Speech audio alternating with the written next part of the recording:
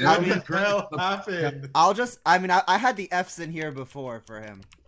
Okay. Yeah, no, that's exactly what he's getting. Yeah. That has to be. I'll reveal that one right now. Alright. No, I said I wouldn't do another.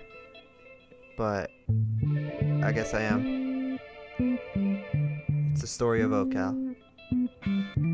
FG4. Huh.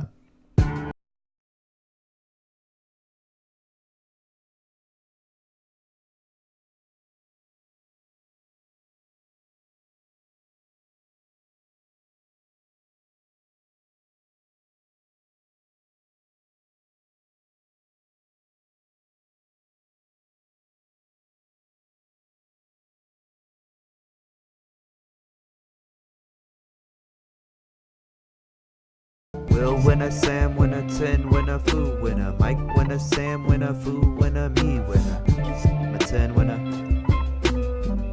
Matin winner. I like that 8th one. Huh. Will winner, Sam winner, 10 winner, Foo winner, Mike winner, Sam winner, Foo winner, me winner, Matin winner, Matin winner.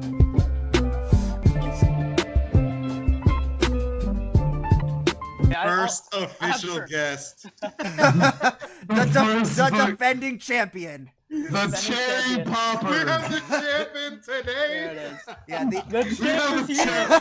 The champ is here. The champ made an appearance. we had to pull some strings, but it Take some happened. time out of my busy schedule, planning the parade. It's actually tomorrow. Rearrange some shit. Yeah. Yeah. Actually tomorrow. Yeah. It was gonna be in Ottawa, but Ottawa's too small for all the fans, so I had to come back to Toronto for a nice bigger venue for all the fans to come down. And Drake, obviously, he didn't want to go to Ottawa, so. Yeah. Yeah, come on, So, easy enough. the first team on the list. Hold on, I need a drum Mama. roll. It's Sam. I already had it up, so there's not going to be The any. commish. The commish. All right. The commish for now. The dictator. So, how do you guys think his draft went? All right. Looking at his team, I think his first pick was probably what? 45 or 15, Lynch. Yeah, he Lynch, went right? the second Yeah. round. Well, he had no running backs to start, right? So he had to. Well, he had one running back, so he had to target running back. There wasn't much left. Lynch was kind of like the last viable running back that was left there. Right. Not because he's great, but just because in Oakland with a new run-focused approach, I think he's going to get a lot of carries. So, it's a solid, if uninspiring pick. Well, Like, did he he could do have- really well. I think he might have picked up Jay Ajayi before Marshawn Lynch. Well, he No. picked up a Jai in that trade later on, right? Like, he picks Russell Oh, that's Wilson at right. pick 70 a little bit later, and then he makes that swap with Tofu. Again, how he Right. got Jay Ajayi for the 70th pick blows my mind. Tofu not even bothering to try and trade for value, but Not even. yeah. So he did redress the running back situation pretty well, considering that was an area of need coming in. Yeah, I think he Right. did well for that, actually, now that I'm looking at it, and then I got the scenario down. I do think his running backs are, Jordan Howard, he could be a top 10 running back, but, he's just like a ghost in the passing game for some reason. I don't know if it's his hands or they don't game plan that because they have Tariq Cohen, but Yeah, and you don't know what that usage is going to look like, right? You don't Right. know how Matt Nagy's going to want to use Howard because it doesn't really fit the archetype of what he's had in the past. Like Tariq Cohen Right. fits a little bit better in that type of mold of running back that he likes to use in his offense, right? That's a little closer to what Kareem Hunt had going on. So, that's a little bit of a question, but it's not a huge drop off. And, the strength of that team is in wide receiver anyway. So he's just hoping course. running back doesn't cost him. Right. Playing devil's advocate, Marshawn Lynch is in a new offense, and it seems like Chucky wants to run the ball more and stuff like that.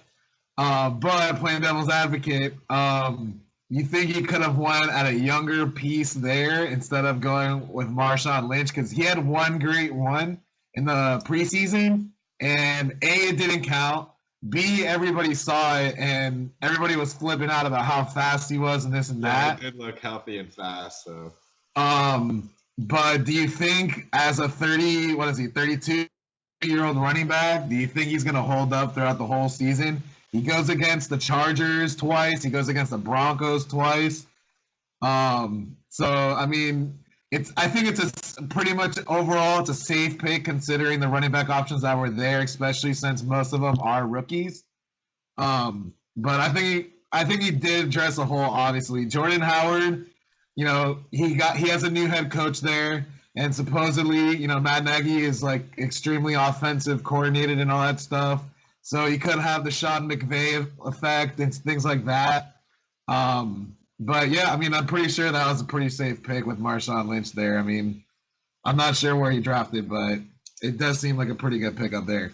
Well, yeah, and it depends how you look at it, right? If you look at it as his running back 2, it doesn't look as great, but then he adds Ajayi, and then all of a sudden you've got Lynch and Ajayi and Howard. So you really only need to start 2 of them. He's got Juju as well, right? I always look at it as, do you have 3 viable running backs and 3 viable wide receivers? If so, you can alternate, and even if Lynch misses some games, you can plug in another guy. In the games he is going to start, he's going to get like close to 20 carries, if not more. Yeah.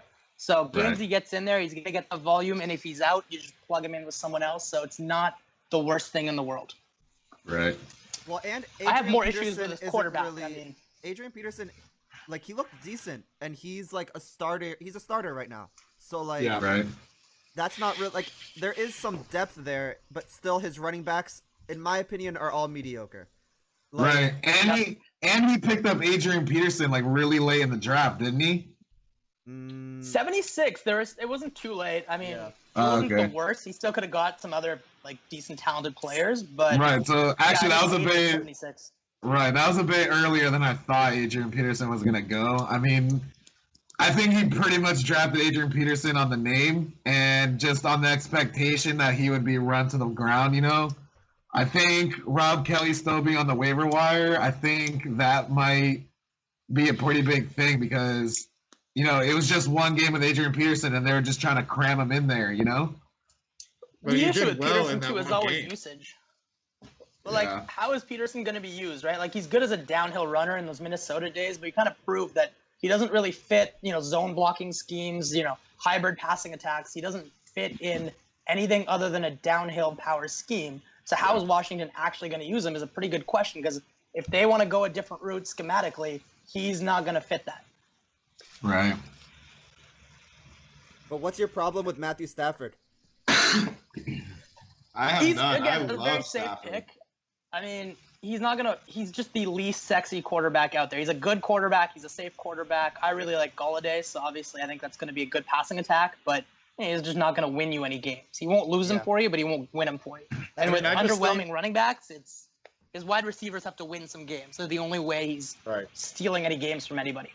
Right. I think the sheer volume of passes that the Lions are going to have, keeps Stafford relevant year to year. Yeah, all the 5-yard passes. Right. I mean, amount of passes. Yeah, you just. I am a big Matthew Stafford fan. I love gunslingers and all this other stuff, but I think with the signing and the drafting of all those running backs that the Lions did have, I think they're going to tone it down, especially since they don't really have a true number one receiver. Like Marvin Jones is really good. Golden Tate is pretty good. But at the end of the day, they're still missing that number one, like de facto wide receiver. So I think that his volume is going to be scaled down a little bit. But I'm okay with Matthew Stafford. There's a lot of quarterbacks this year and other years that you could take a top 10 quarterback and you're going to be fine. I just got mad on that. I think they've got that number one guy, and I think he's at the back end of my bench. I don't know if it happens this year. I hope it does, but they like Kenny Golladay going into his second year. So we'll see. All right. I liked him That's what I last was year. rooting up on. Yeah. He's a tall receiver too. Oh, he's he's fast. He's on the field a lot. They run a lot of 3 wide receiver sets. One way or another, that kid's going to see the field. Yeah, and one thing to add really quickly, I mean, I just think the adding of all those running backs, last year they had Adula and Theo Riddick. I think they really shored up their running back stable, and that can actually benefit Stafford because he's going to see, more people in the box, more defenders in the box, and things like that, opening up passing lanes and whatnot. We'll see if Stafford can step up. It could. My only knock against him is he's a very consistent, safe, and kind of unsexy player because he won't score 30. I don't think if he's ever broke 30, but he's always going to get you around 20. He got 29.3. So close. So close. Oh, man. But yeah, let's go on. I think the next person's Will. But I'll say that Sam picked Calvin Ridley, rise up. Will. So with Will, I liked Will's team because like he has elite running backs. It's basically the opposite of Sam's team. So he has the elite running backs. He had one elite receiver, and I think he added like a good. I don't think Devontae Adams is a top 10 receiver, but I think he added a solid second receiver. Right. And I think that's what I like about his team is like Mark Ingram. His running backs are solid, and then he added Mark Ingram, and like he's not gonna need to use Mark Ingram for the first 4 weeks because he has those two guys already. See, I didn't like Ingram, and I love his skill position. Like his flex guys, his running backs, wide receiver, those 5 are phenomenal. Cooper, especially at the flex, could be great, even as they transition to a run-heavy offense. Like, he's going to regress towards being closer to what he was before. Adams has a lot of potential. Like, what is Adams' floor and his ceiling is, top 10, maybe even top 5, because who is Rodgers going to throw to? Yeah. Kamara, Gordon, phenomenal. My only issue with that team is Ben Roethlisberger has to play 8 games at home, and Jordan Reed might get hurt. But he mitigated those two pretty well with everybody's favorite sleeper quarterback, and then Trey Burton, who I kind of wanted to get as well. So, yeah, that's a very solid, deep team, kind of all around. I do too, and I actually think Melvin Gordon is very underrated. I think he could be top 5 back easy. He finished top 5 last year. Right. But I'm saying even Kamara. I think he could be a Kamara type player where, they're going to pass him the ball more. I was reading that, all throughout the offseason and even into the preseason. But they use Melvin Gordon a lot. And I think that's going to, pay dividends there at the end. Oh, yeah, that's a phenomenal offense to get the only viable running back in. That's what that is there. Very high scoring, yep. Yeah, and Kamara gets a bunch of games on his own before Ingram steals value. So yeah, there's a lot to like in terms of guys with high floors and high ceilings. So that's always kind of what I'm looking for. For some reason, I never really liked Ben Roethlisberger at quarterback, though.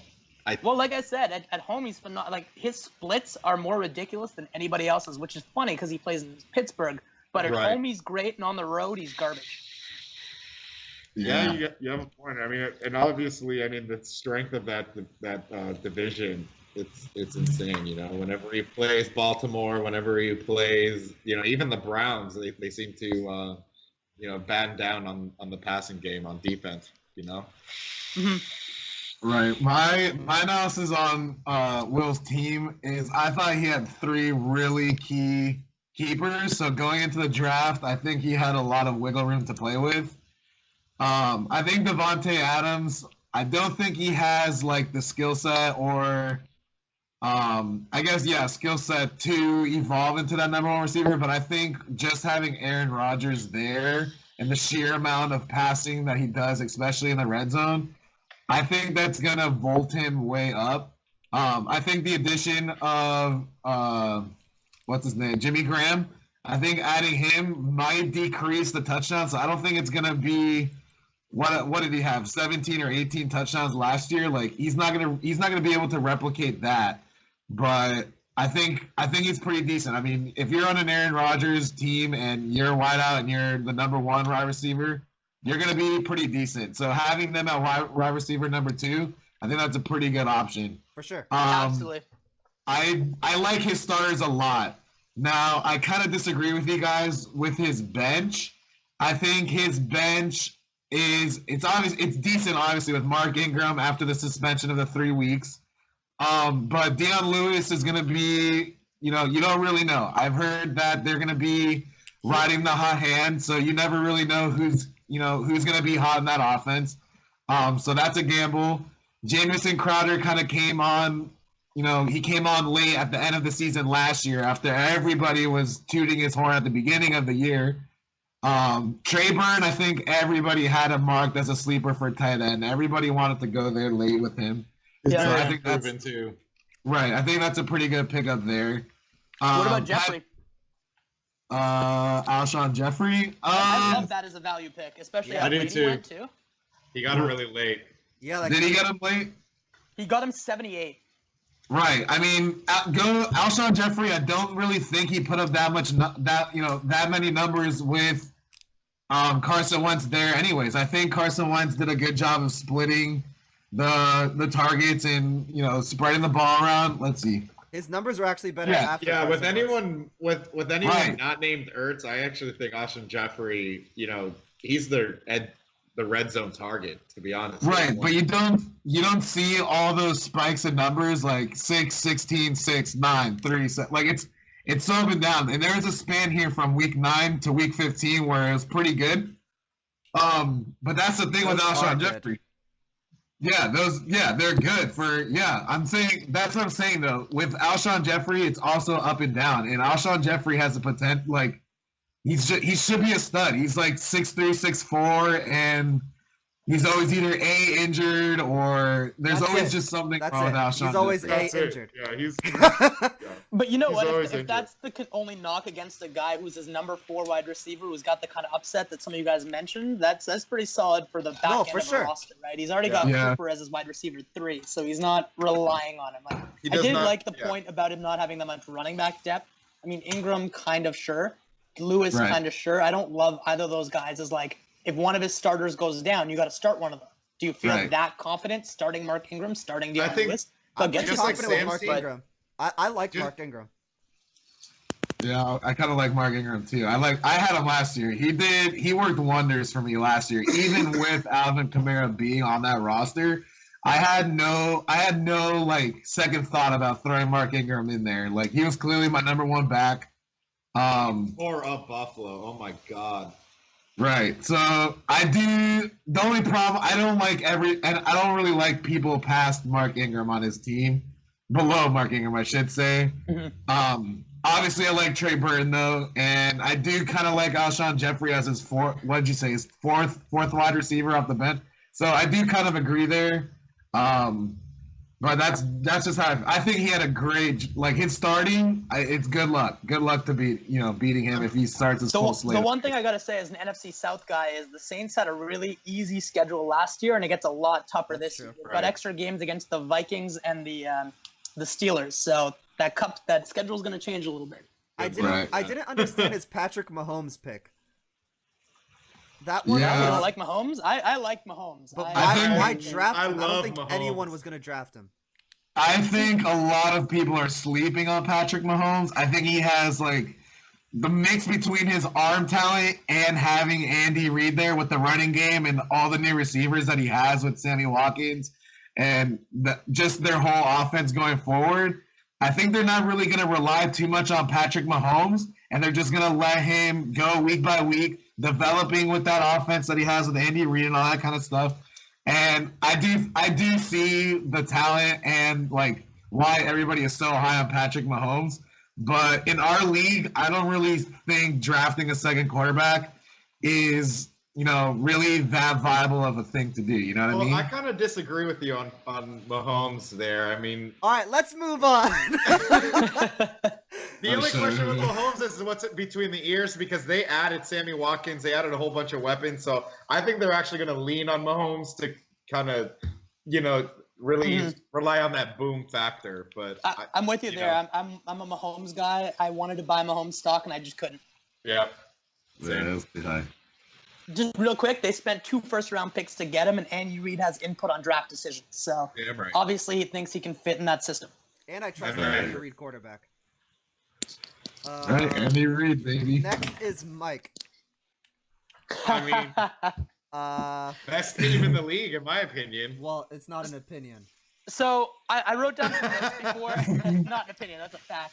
I wrote down some notes before, and the one that jumps out at me is he had 4 first-round picks, so 30 to 40 in range, and he used them all on top 30 players. So not only did he have picks, he actually used it to find value. Yeah. So that's kind of the thing that jumped out at me, right? He used 4 picks on top 30 guys. Then he gets Freeman for the number 64 pick. And then he stashes a couple rookie running backs in Jones and Chubb, plus 2 QBs that could both be top 5 but have some injury risks. But when there's 2 of them, that kind of mitigates the risk, right? So I don't know how much time we want to spend talking on it and blowing up Mike's ego, but yeah, I don't see many holes there. The biggest knock is he didn't get one of the top 2 defenses. I think it's Rams and Jags and then everybody else. And we got all the picks to do it. So he surprised me because I expected him to go like get all of the rookie running backs. So I was game planning around that. And then he went and did what you said and actually went with the best player available. And like that was the surprising thing that he did. And somehow, even while doing that, he still ends up with Nick Chubb and Ronald Jones. Yep. Right. Well, with his remember who his keepers are, because keepers, they play into a big, those are big factors going into the draft, whether you're going to play to win now or you're going to play to rebuild. So I think his strategy was clearly that he's going to play to win now. Oh, no it's shit. a draft. Right. Yeah, and to draft. his strategy is always to play to win now. I mean, back to how as far as I can remember, his team is always good to great. Right. Yeah. I mean, his team was perfect. I kind of agree with the Ratch. I thought, for the most part, with everybody in this league, I thought rookie running backs are going to be going fast and they're going to be going early. So I do agree. Like, Mike Moffitt's team is, like, good luck. Because his bench, obviously, like, it's stacked and it'll refill anything that he has on bye. So I think it's going to be he's going to have a great team. The one thing I do want to say, though, is I think we were saying the same thing last year about Mike, and I think he made the playoffs, right? He's never gone with this strategy, though. He always goes with, like, risky picks early, and this time I think he went safe, which is different than what he usually does, I think. And it worked out for us, bottom line. All right, next Bottom team. line, it worked. Yeah. Fantasy. Wait, I didn't. Okay, yeah, fantasy. Good job, Mike. Oh, where to start with Fantasy God? I mean, I'll let's start just go. here. Go ahead, tell us about your team, man. Okay, I'll give the logic behind my choices. So, when I was looking at the receivers available in the draft, I didn't see anyone that I considered to be a wide receiver 1. They were all toss-up receivers. Like, I'm not gonna go Steven Diggs in the first round. So instead, I went the complete opposite direction and tried to get elite players at every position that's not receiver. So I went elite quarterback, elite tight end, elite defense, in my opinion, an elite kicker, rise up. And then I think I got some decent receivers. Like Will Fuller killed it with with Deshaun Watson. Chris Hogan was really good in the beginning of the season with Tom Brady. I like Hogan. And that was my logic. So let's hear it. I mean, I'll start. With your wideouts, I mean, I do see, because I was there when we were talking about, what your draft strategy was going to be. You drafted, hold on, clear this up for me. Your trade was Devontae Adams for Gronkowski? No, Devontae Adams and who did I draft for? Oh, Jordan Reed for, I want to say Chris Hogan and Zach Ertz. It was Zach Ertz and Will Ertz. Fuller. Ertz, Will Fuller for Devontae Adams and Jordan Reed. Okay, yeah. I had back-to-back picks, so it didn't really matter. I could go Chris Hogan or Will Fuller. That part I didn't remember. Okay, I mean, I like Chris Hogan. I think he's going, and especially in that Patriots offense where, there's never really ever one guy who's getting all the receptions or, the go-to. But Hogan's been pretty reliable. I don't like the Will Fuller pick there. I don't really even like him as a wide receiver. I did. Like him as a person? He balled out. I don't know him as a person. Oh man, you should meet him. I mean, he had 4 games there where he did well, but I mean, I don't know. I think it's more fluky than anything. He is a deep threat. So do you think Deshaun Watson was fluky then? Because really, Will Fuller's success was tied to Deshaun Watson, right? That was that same span, Agreed. and then Watson goes away. They target Hopkins, and no one else gets anything whatsoever. Agreed. I agree. Right? I Like, agree. obviously, I wouldn't- went all in on Houston, so I have the exact opposite opinion. I think Fuller with a full season of Watson and that surgically repaired knee, which is going to be fine, is going to be great as a wideout. I have the opposite opinion. Hogan is going to see a lot of snaps, but that doesn't necessarily mean targets in New England, right? Yeah, Like, that's true. he's going to be the burner. They've used other guys as burners before. Sure, he was good in the playoffs, but how many times has a playoff Patriot hero not done shit in the regular season? Like, that doesn't matter in New England. So, I mean, there's just risk there. I like the strategy a lot, actually, because I thought wide receiver was really deep this year. But each of those guys carries some risk. You mitigate it by having a bunch, but each of those guys does carry risk, so you don't have that full certainty. But we'll see what happens. I mean, it's all about usage with these guys, and they definitely could get the usage that vaults them up there a little bit. Right. So I tend to agree with you, Mike. Matin. I think. Sorry, Matin. Jesus Christ. We're just both so embarrassing. good at fantasy. Wait, I'm just He's still thinking so. about Mike. I'm still on Aren't we Mike. all? Yeah. I mean, anyways, Matin. Sorry, I agree with you. With Chris Hogan, I think he was pretty much the wide receiver number one last year, going into the beginning of the year, anyways. And you're right. He saw a lot of snaps, but I don't think he did pretty much anything. I think you know who Tom Brady's favorite weapons are. It's Gronkowski, James White out of the backfield, and that's just who he's going to live and die. And, obviously he's going to dig and dunk. He had 2 touchdowns against Houston. But other than that, Who's the receiver, though? So who's the receiver in New England other than the tight end or the running back? It's Brandon Cooks left, Eric Decker retired, and Right, that's what I'm saying. Edelman's coming back. Edelman's coming back. Right, It's the running first- backs, right? That's the big deal because they're going to Right. throw a ton to James White. They'll split him out a little bit more. They ran him in the slot a couple times in preseason, so you just don't know what that New England offense is That's- going to look yeah, like. that's That's why my I don't only like- knock. I like it. That's just the only knock is you don't necessarily know for certain that you're getting a wide receiver one there. Well, Yeah, that's I mean, why I the worst avoid knock, New England but- players. Like, I avoid New England players for that reason. I just think the Patriots they're going to try to emulate what they did in the playoffs last year. They're going to go heavy to James White. They also have Burkhead there. It is the Patriots, but I do like Hogan. I think Hogan is the receiver to have there in New England, even with Julian Edelman.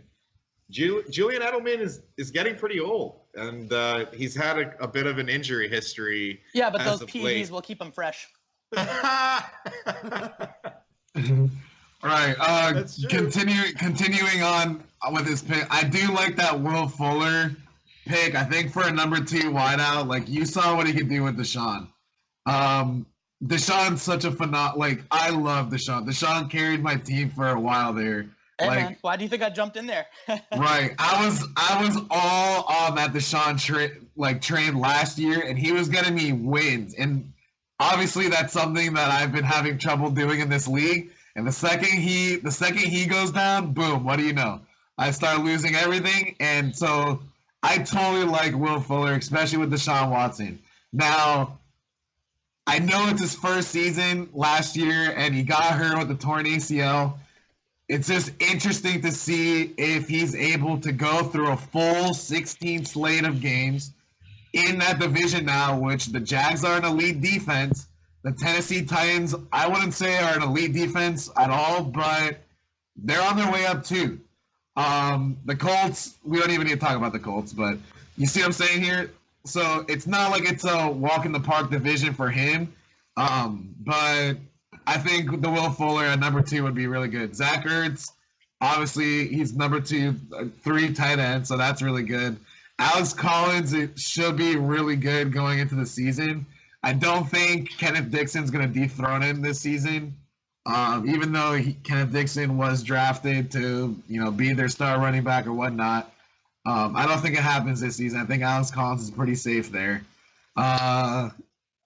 Keelan Cole is where I want to talk about. What was your mindset on Keelan Cole, Rash? Marquise Lee is injured. Yep. Yeah. And it's either Dean I'm- Westbrook basically or about Keelan it. Cole. I went Keelan Cole. Okay. There's a little bit of a dark horse there in the wide receivers for Jacksonville. I keep hearing DJ Chark. I mean, every podcast I listen to, they mention DJ Chark. I've This never podcast seen this is guy play discussing at all. Keelan Cole. I specifically asked I'm about just Keelan Cole. I do want to say though, I think that I'm not being a homer here at all. I do like the Devontae Parker pickup there late in the draft. 133, absolutely. Yeah, I mean, he went real quick. Parker went a full 23 picks after Kenny Stills. yeah, Yep. yeah, it's a lot. I mean, I think Devontae Parker's time in the Dolphins are over. I think they're going to trade him. And he could land in a really good spot. I mean, New England can make a trade for him. I think he still has 2 years before they have to offer him money, and I don't see New England offering wide receivers big money because that's just something they never do. But if he lands there, I mean, GG, that's a wide receiver 1. All right, let's move on to Chris. Oh, I'm not starting this off. You don't want to talk about your own team? Yeah, you don't want to The do greatest your John picks? Fisher Okay. doesn't want to talk about his own team. You have to tell us your mindset before we rip you a new one. Yeah. All right, well, let me start here. I mean, Saquon Barkley, hands down. I couldn't pass on him. No question whatsoever. Yeah, I mean, Yeah.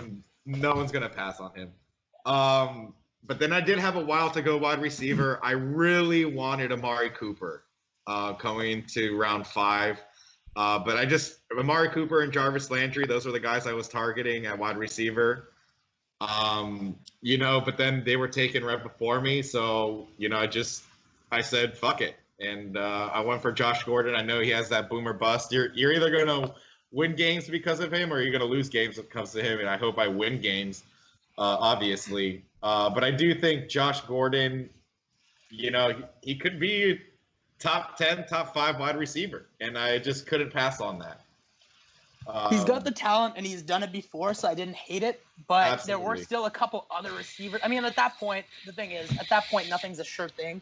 You look at the big name wide receivers who went after it was Josh Gordon, then it was Devin Funches, then it was Juju, and then it was Chris Hogan and Corey Davis. Right. I don't like Brandon Cooks. That offense has a lot of weapons. Same thing with Juju Smith-Schuster. I was looking at Hogan. I did want Hogan, but I couldn't take him in round 5. It was just a little too early. So I decided to go with Devin Funches there in round 6 because, say what you want about Cam Newton. But even if Devin Funches has, like a Kelvin Benjamin type year, when he was a rookie, I'm happy with that. And I did get Funches because he's a number 1, and just in case Josh Gordon doesn't pan out. That was my thought process there, but that's why I reached a little bit there for Devin Funches. That was a reach, yeah.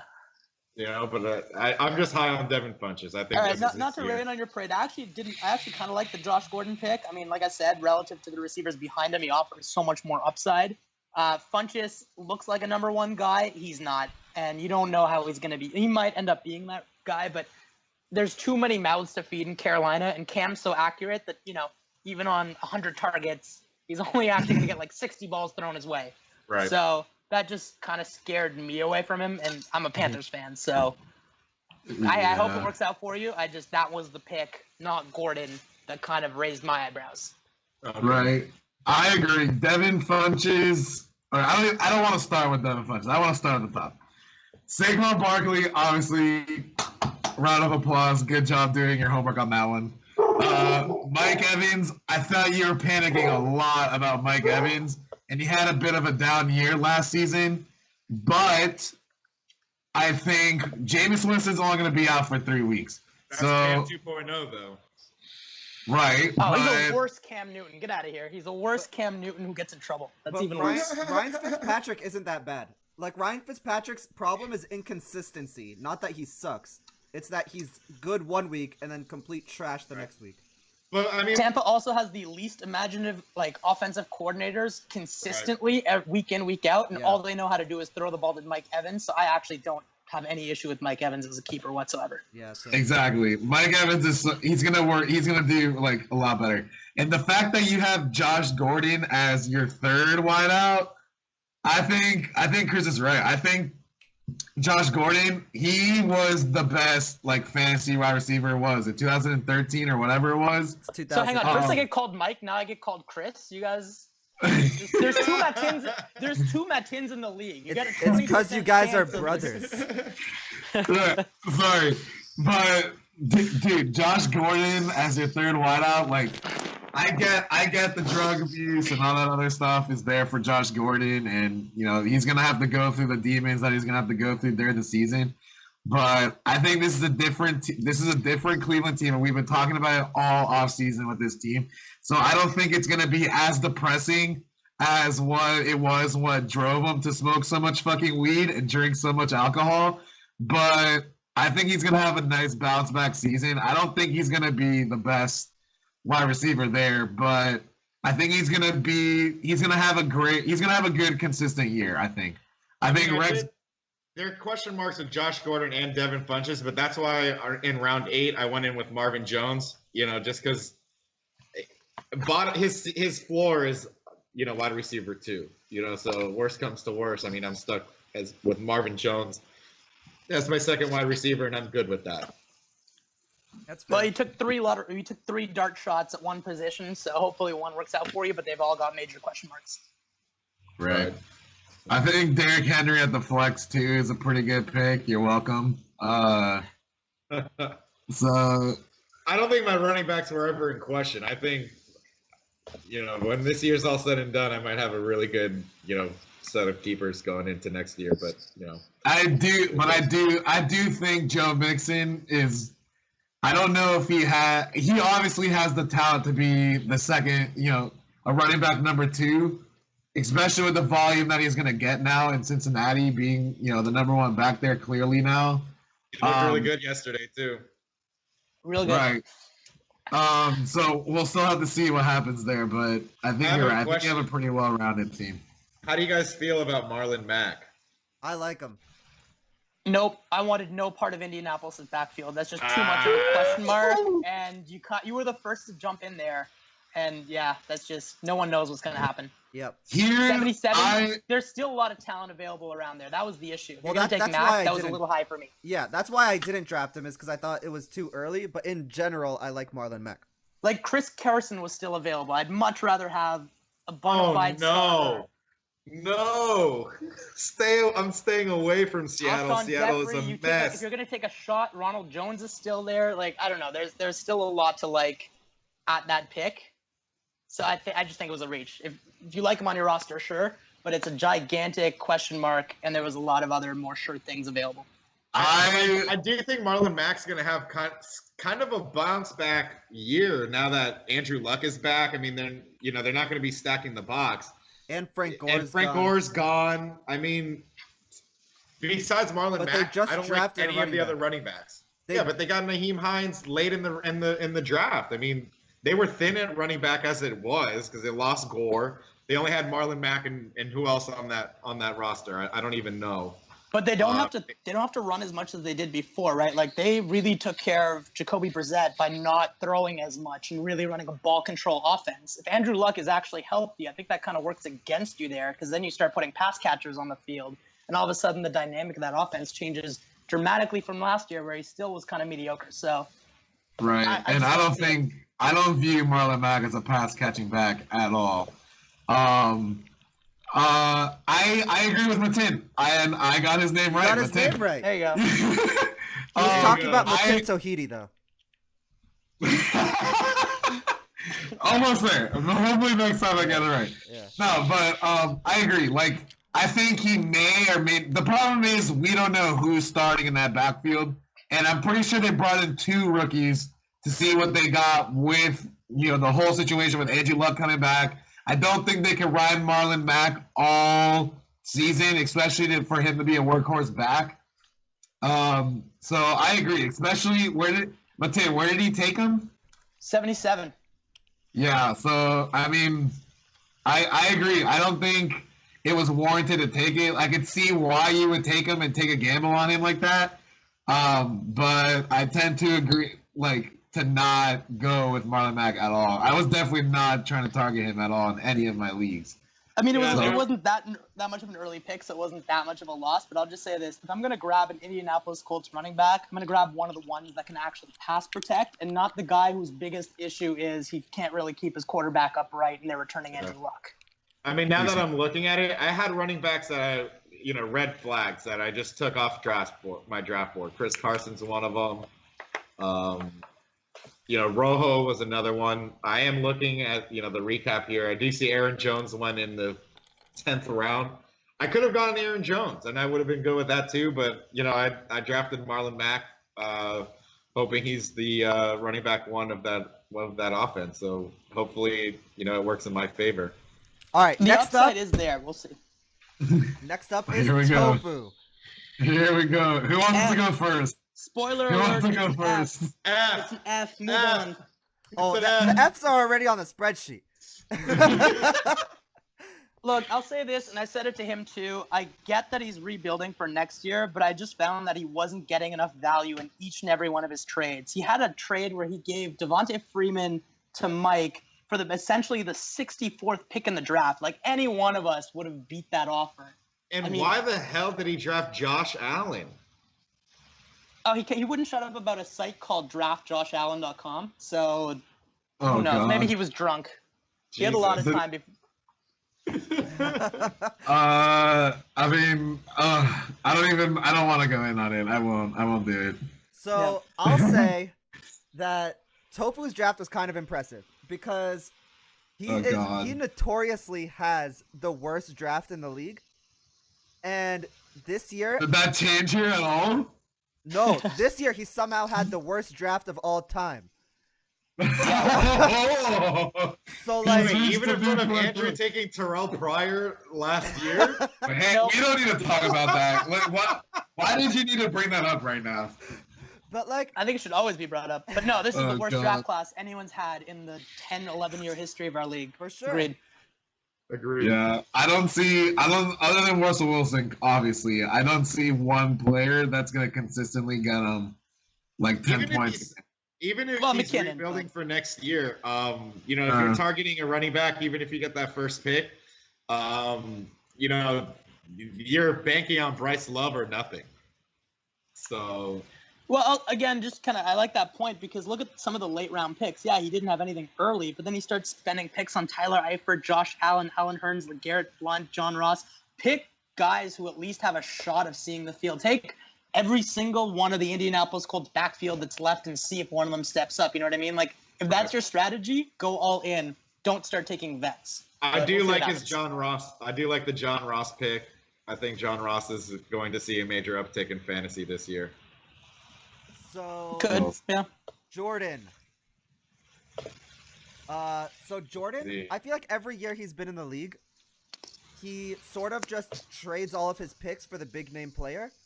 Like, he'll trade for like Antonio Brown or like Le'Veon Bell, or he'll do something like that. And He also got Gurley from Andrew. he got Gurley from Andrew. Oh, But Let's God. remember that. This was the first year I feel like he's actually drafting and trying. Like, this was his first good draft, I think, since Yeah, he's been in the and- league. I do like his roster. I think Carlos Hyde is very underrated. I've always thought Carlos Hyde was underrated. Going to Cleveland when they got Nick Chubb and they have Duke Johnson there. But I think Carlos Hyde is a great running back. We'll see how they use the running backs there and how they divvy up the playing time there. But for a running back too, I don't think Carlos Hyde is a bad running back too. Oh, I really didn't like this team. I mean, okay, let me rephrase. The team is all right because he had great keepers, but I really didn't like that draft.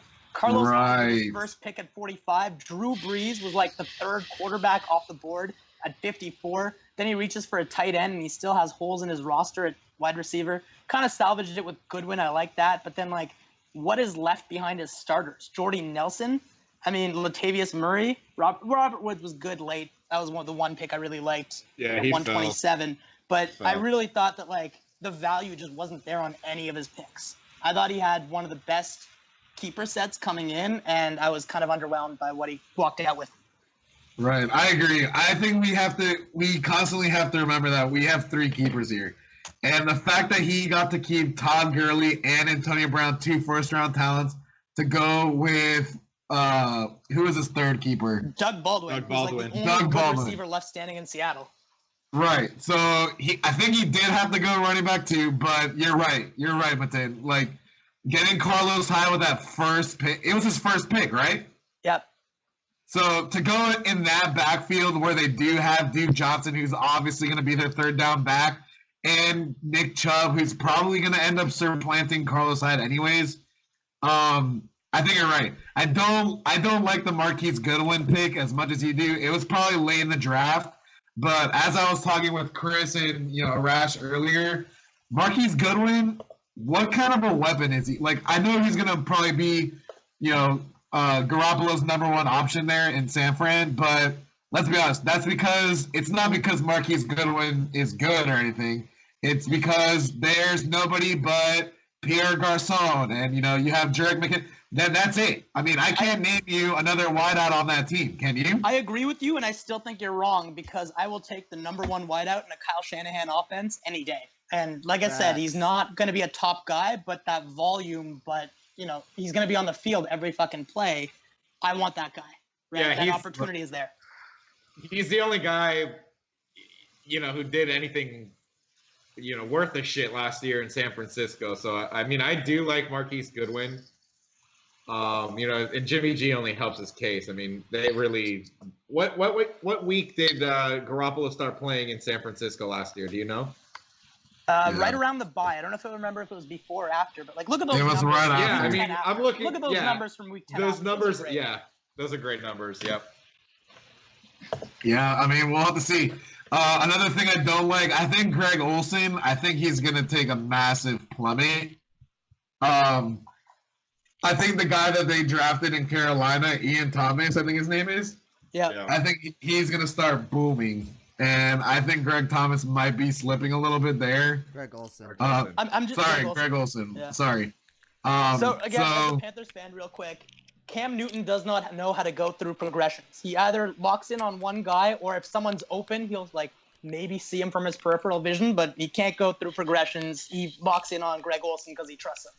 So, right. Yeah. It's a nice – he's got a nice floor. As long as he doesn't get, a fluke injury again, that floor is there. He's just not going to break anything. Yeah. Right. I think he has he has the elite defense and the elite kicker, so his starting lineup is pretty consistent. But I agree with you guys that after that his bench is pretty. It's not so good to write at home about, and to have 3 quarterbacks on that roster, I don't like that. But can I say this about Latavius Murray though? I think that Dalvin Cook is going to get hurt with Latavius Murray. Latavius Murray has looked really good in preseason, and he was really good last year. Minus his yards per carry, but who cares about that when you're scoring touchdowns? The thing is, everybody in that Vikings backfield looks great right now. Hell, give me some of that Rock Thomas stock too. I mean, everyone looks amazing over there.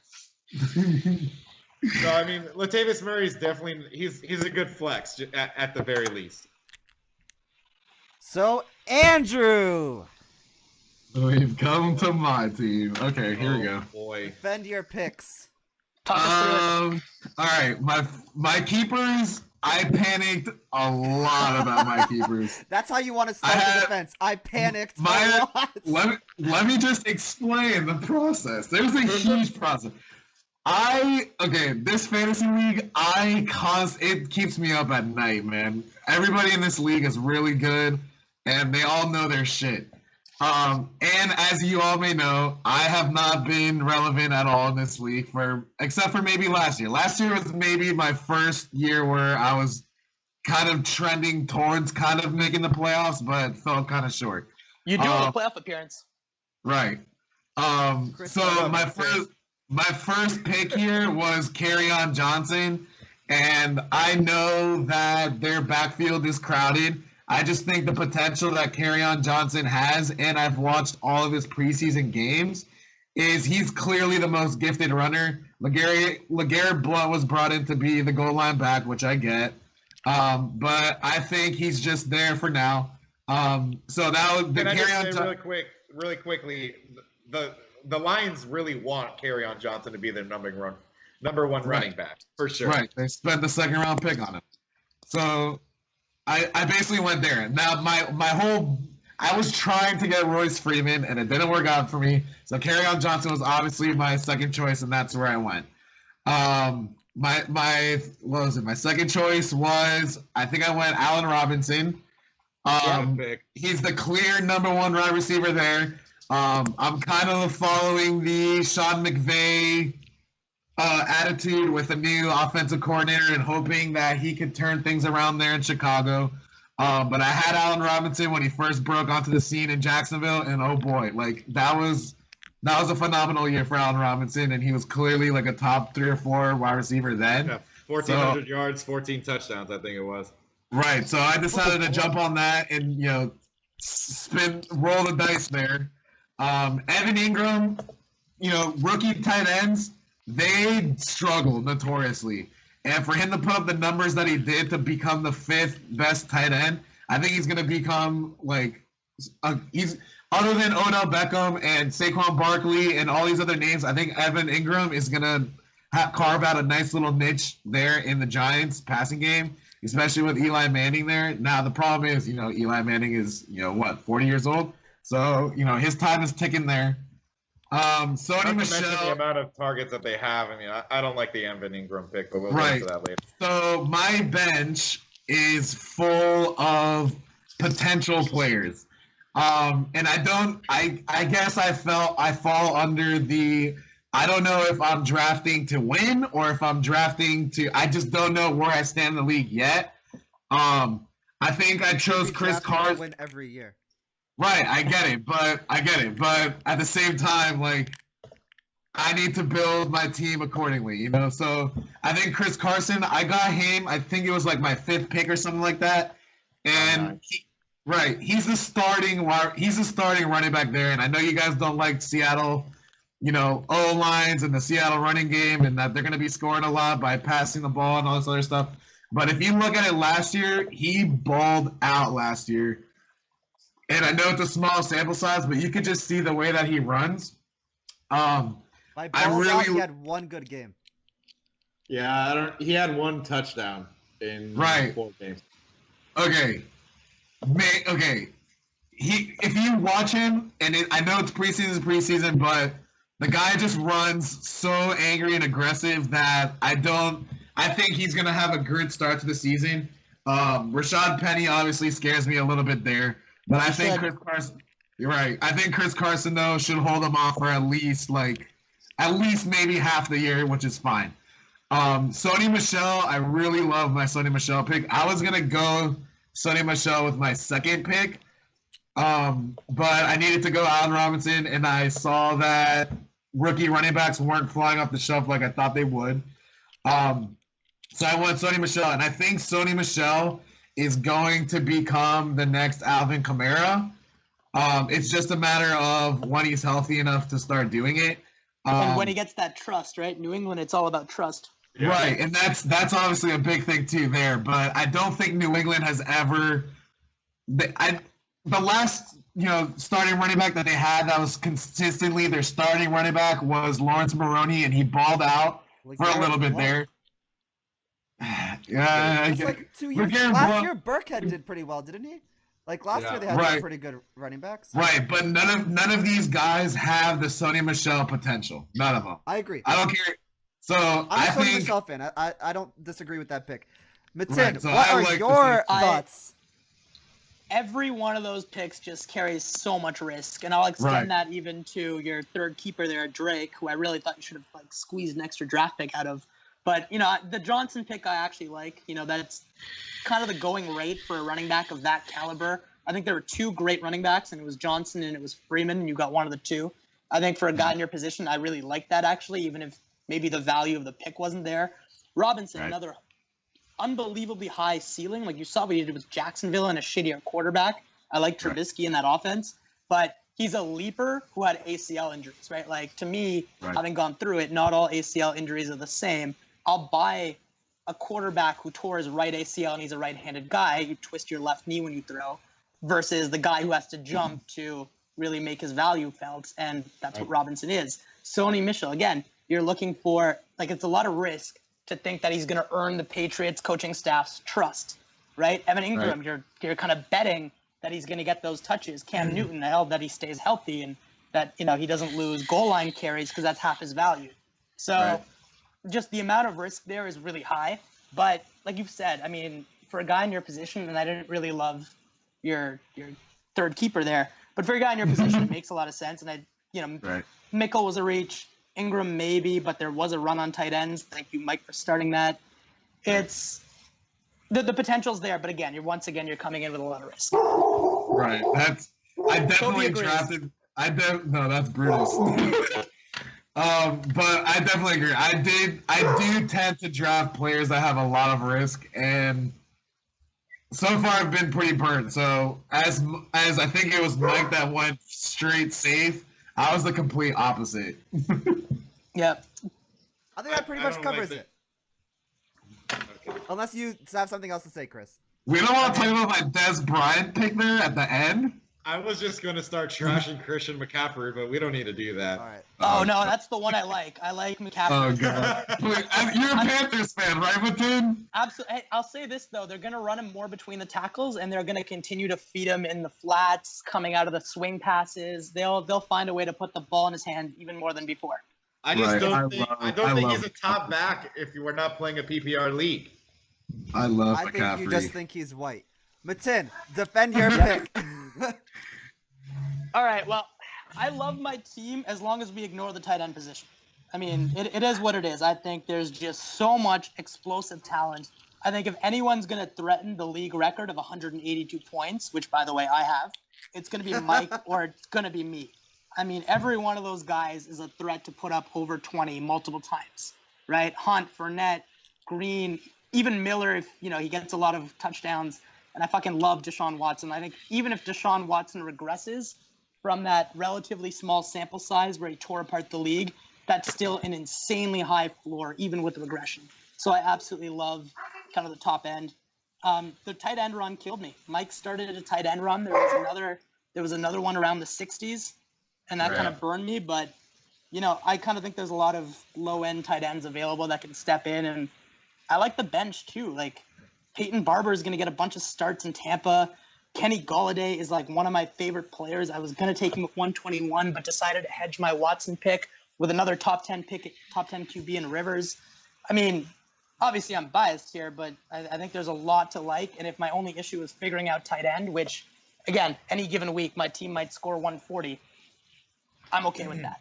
Right. I mean, I remember last year I was trying to get Kareem Hunt out of you because I saw you won Kareem Hunt and Leonard Fournette. I was like, oh my God, this guy's running back. They're stable. His stable is going to be fucking good for like the rest of the time we're alive. Yeah. And I actually think David Njoku can be a top 10 tight end. Definitely. Yeah. I feel comfortable waiting because the guys like that. It's riding, exactly. I mean, Njoku is a physical beast. I like Njoku there in Cleveland. So I don't think that pick, I don't think it was bad at all. That was actually who I was trying to get in that round, but you picked before me, so you got him.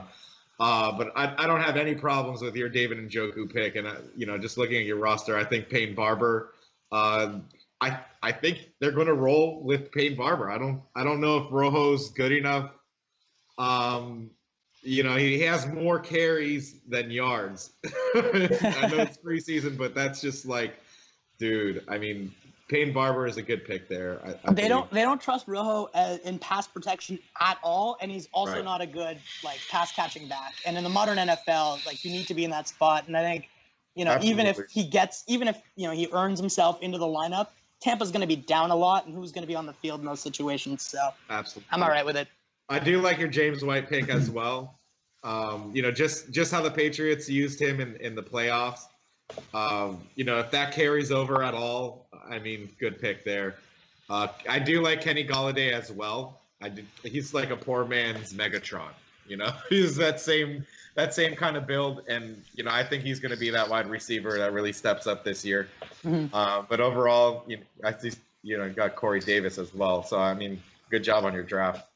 I'm pretty happy with it. The negative thing is, I don't think I like your receivers as much as you do. I'm not a big AJ Green person. I think that Andy Dalton sucks. And I don't know, AJ Green, I don't know how old he is, but I think he's getting older. Larry He's He's not like even 30 29 or yet. 30. He's not I not think he's even 30 29. yet. He's 28, 29. Oh, wow, I didn't know that. so Larry Fitzgerald, though, is old, but he's as consistent as can be. Targets. Right, I mean, exactly. He's going to get all the most targets. consistent. Yeah. But, like, those are, like, the only two glaring holes that I see is at your receiver. Is that, like, I'm not the biggest fan. But everywhere else seems to be okay.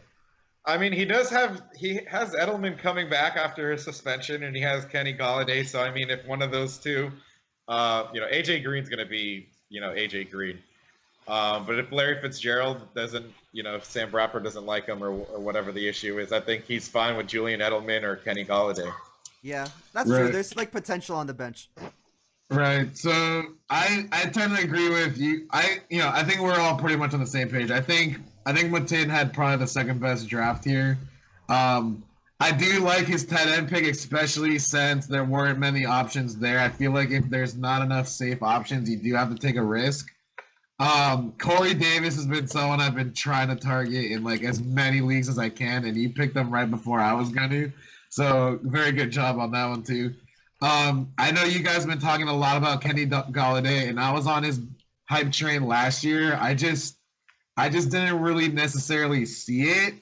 Now it could always happen because I think this is like his second year, right? So Yeah. I'm pretty sure the possibility for him to do that, I think, is obviously there. I just don't know if I'm there with it. You know what I mean?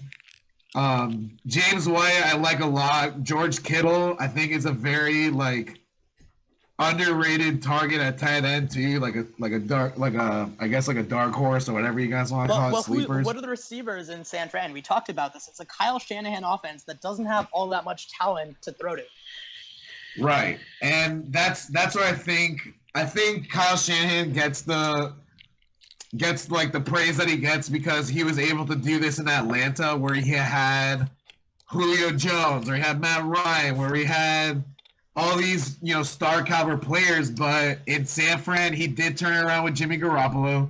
But I don't think Jimmy Garoppolo's weapons are as talented as he is. So I do think that offense is going to be capped to a certain amount, to a certain degree.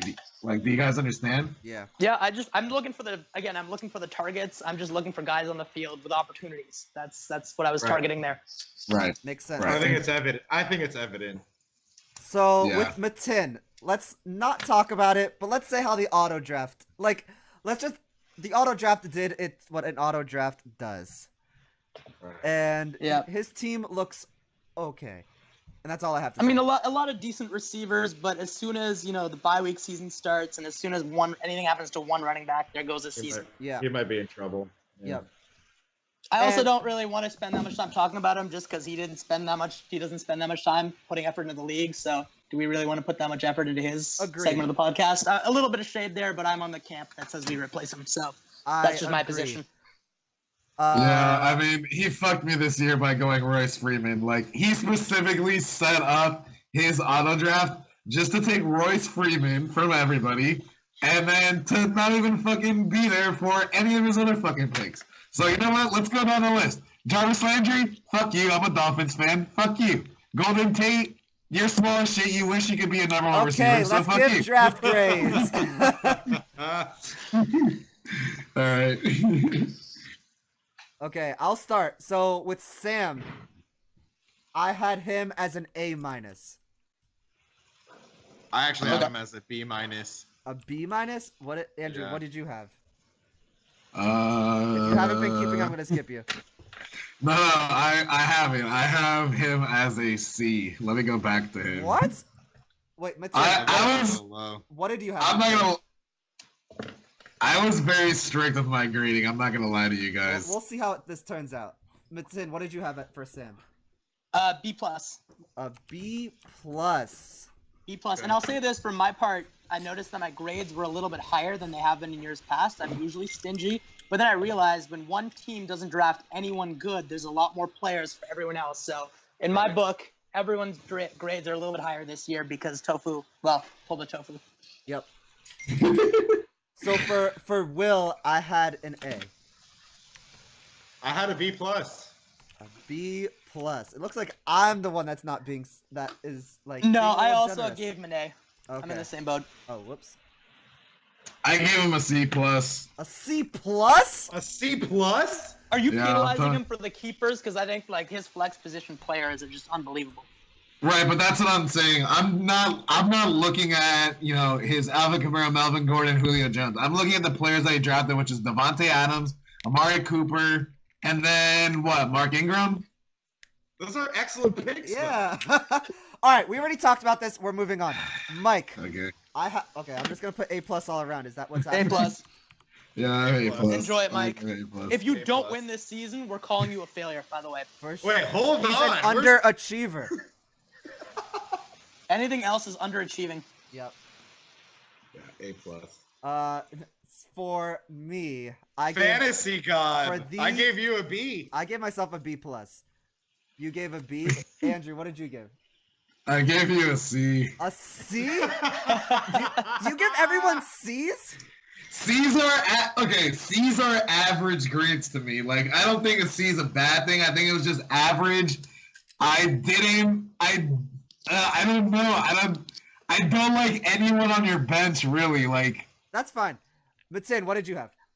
I gave you a B plus, but I was kind of hovering between B and B plus. Okay, So it's like yeah. a soft B plus. Sure. am I the outlier on all these? You are, because I think me, Arash, and Matin are like in the same ballpark. You're just. I think you're just I don't giving know where you're C's. You're used to what you usually get, and that's what you're giving. That's all he knows. So for Chris, A C is actually an A in his book. Chris, I think I didn't give myself a grade. I can't grade myself. I had a C plus / B minus because it was also on the fence. I gave Chris a C plus, so I have him having a better draft than Sam and Arash. Interesting. Matin. But then, I kind of hovered back and forth between A minus, B plus. I settled on an A minus, but you're Hey, soft boy. very soft. A minus. Hey, boy. Very soft A minus, and I mean Barkley kind of boosts you up. So It was that Don't- Barkley don't blow it, pick. dude. I knew it. all I can say is don't blow it. I gave you an A minus. Do not blow it this year. yeah. Jordan. I gave Jordan an A. I gave Jordan a C. I think we skipped somebody. We don't need to mention that. Yeah. For me, Jordan, I think I'm a little low on Jordan's No. grade. I'm low gave too. him I a gave C? him a B. Again, I loved his keepers. I really didn't really like what he was doing in the draft. I think he Yeah. reached for guys. He left value on the board, and his roster, I don't know, it shows. He could have had a top roster, and he doesn't. Yeah. Yeah, I gave Jordan a C minus. And then you said Alright. B, right, Matin? Yeah, I gave him a B. You didn't like what he was doing and you gave him a B? But again, everyone had extra draft picks, and his keepers, like unlike you, I factored in the keepers, right? Like, Oh, that was a big okay. thing. I So, see. I think he's I got see a what you're saying. decent team, and he had a shitty draft. So Yeah. I think Right. just to like clarify the way I'm doing it, because I think I'm doing it differently than you guys. So I'm looking at this as like post-draft preseason ranking, like power rankings, not like how they did in the draft, but I'm doing Right. what their team looks like right now. I did a little bit of Oh, both yeah, I get it. actually.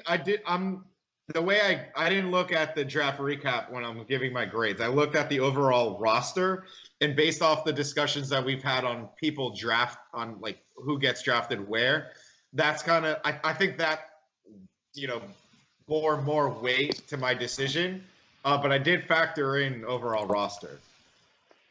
Yeah, Right. my main focus too was overall roster, but I did factor in like if you had a lot of picks and you underwhelmed, or in Jordan's case, I really think he should have walked away with a better team. I did factor it in. Maybe you give him a B plus, but I don't know. I didn't like the picks, and I'm penalizing him for it. So that's what I've always done.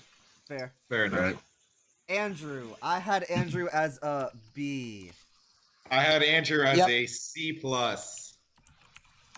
I mean, I wanted to give you an A for picking two Panthers, but yeah, I give you a B as well. Yay. Oh, It's one of those things like Yeah. it's a B, but like it jumps up to an A- if the hits if everyone hits, and then it drops to like a C- if they don't. So you're in I the mean, middle. to be honest with you, Andrew has some bad. The picks that I didn't like were the Kalen Balaj. I didn't like Evan Ingram. I didn't like Chris Carson. That's kind of why I gave him a C+. I do like Allen Robinson. I like his roster, other than the guys that I mentioned previously. Andrew, are you gonna Just give real quick yourself on, a grade? I like Robinson too. Just the knee is a risk, right? That's what it Yeah. is. Yeah. I didn't give myself a grade. I do want to say though, if everyone hits, I do think I got an A or a B on the draft. But that's what it is. I draft the risk, so I didn't give myself a grade, but that's basically what I did. I mean, just real quick, I also think that risk factors in, right? You're looking at what Right. is your floor, what is your ceiling. Right. Well, that's why I think we all hovered around like B, C+, is because like we don't know. Yeah. Right. So for Fair Matin, for like you, Matin, I gave an A-. I gave an A- as well. Also A-, but unlike Chris's soft A-, mine's like up there. I gave It's a hard I A-. gave- Mine's a It's nice a pushing firm, A. girthy A-. All right, guys? I gave you a nice, solid, standalone A. That was it. You're So the I have you as the highest grade other than Mike. you're, so you the and Mike are highest the here on only ones that podcast. don't have C's, basically. Okay. Right. And Right. I I gave do- I do Matin love T your a roster. C-. I don't know if you guys care to give him a grade. I just gave it a C-. I gave him a C-. I gave him an F. I gave him an F Yeah. for not showing up. I mean, I get it. He's abroad, but he could have said something. We were picking the time, so I'm still salty about it. 100%. Fair enough. So I hope this Matin is a nice guy. Matin's pretty cool. Like I've known him like basically. I don't my whole life. know him. I just know him through what he does here. So I know I said some pretty harsh things, Yeah. but I hope you're a nice guy. I think you're a nice guy too. So I mean, I Don't think I'm I a- like Did Matin. Did you just Spot from confuse the someone who could be, Matins? no, I'm telling you that I don't know this other Matin, the one that drafted from Ireland. I don't know, I know him. and I went and pretty hard on him in the podcast. I just don't want him to take it personally. I was just so cracking a few jokes. I've known Matin and Tofu since I was like 7 or 8 years old, and like I still want Matin to be kicked out of the league. So like, Ouch. that's just the way it goes. But I mean, it is what it is. This is a pretty serious league, and I is feel what it. is. Just adding to feel that, he's literally family, and I still take this position. My Is he uncle is family? married to his aunt. Yeah, he's my second Oh cousin. wow! Oh, I didn't know that. Oh damn. Yep. All right. Well, you're gonna have to do the explaining. Yeah, We're about to go on Matin, Maury. if you listen to this, shape up, bro. Shape up. I don't think he's gonna listen to this. He's not gonna listen to this. it. Damn it. All right. All right, well, I Well, guess this that went about does longer it. than I expected. Yeah. We have nothing. You've got some editing to do, man. Yeah, a bit. just a tad. Yeah. Well, I want to, end this with a thank you for the champ for stopping by, and Yeah. definitely gave some good insight there. I really appreciated that. Thanks for having me. If anyone gets arrested, I'll be there for the legal insight. Oh, awesome! Damn. Yeah. Thanks for coming, Matin. All right, cheers, boys. Bye.